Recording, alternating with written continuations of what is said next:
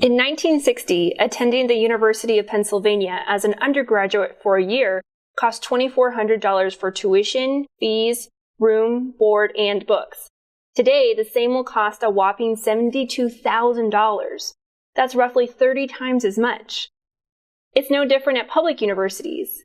In 1960, the University of North Carolina at Chapel Hill cost a paltry $204 for tuition and fees for a state resident. In 2017, it was all the way up to $8,800. That's about 44 times as much. That means the cost of college since 1960 has increased 4 or 5 times faster than inflation. What's going on here? Hi, I'm Shannon Watkins, and this is a Higher Education Moment, a video series presented by the James G. Martin Center for Academic Renewal. Today, we'll try to get to the bottom of why going to college costs so much more than it used to.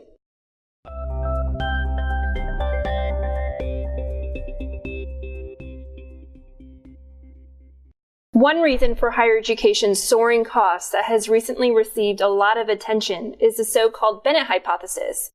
The hypothesis suggests that increasing financial aid permits colleges to raise tuition, since the overall amount of money available to be spent on higher education is raised. For a fuller explanation, I recommend another Martin Center video, The Bennett Hypothesis Turns 30. But that's not the only reason.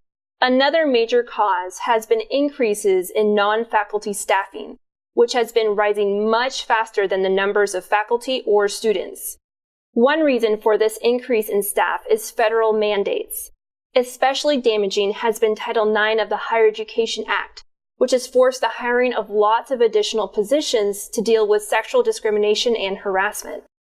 But the colleges themselves have added all kinds of positions, for everything from diversity administrators to financial aid counselors.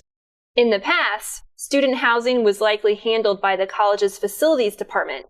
Today, more often than not, a university will have an entire department of residential life that does a lot more than making sure the bathrooms are cleaned. And they're not exactly living paycheck to paycheck.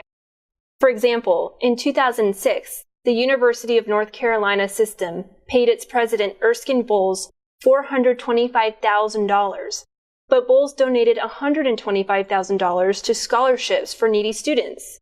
In 2018, System President Margaret Spellings was paid $865,000.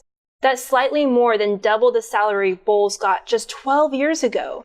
In the same period, inflation rose only 25%, and the state's population grew by 15%. Also, students today require more services than previous generations. Life on campus was pretty Spartan back in the day. Students also require more amenities than in the past, such as state-of-the-art workout centers, high-tech libraries, bike-sharing systems, and more. Colleges often compete for students by emphasizing these non-essentials. There was also more of a sense of self-reliance back then. Students today seek psychological services more often, which means more mental health professionals and facilities. Another consideration is that building costs have soared. Building codes are a lot more stringent today than before, and labor costs are higher. There's a strong argument for making college year-round instead of only 8 months long. Why build new buildings when the existing ones sit idle 4 months of the year? Perhaps we'll never get back to where we were in the 1960s, with minimal college costs. But college administrators can do a lot better than they are doing now. If you've enjoyed this video, please like and subscribe. And if you wish to comment or learn more, feel free to contact my colleagues or me at www.jamesgmartin.center. Thank you.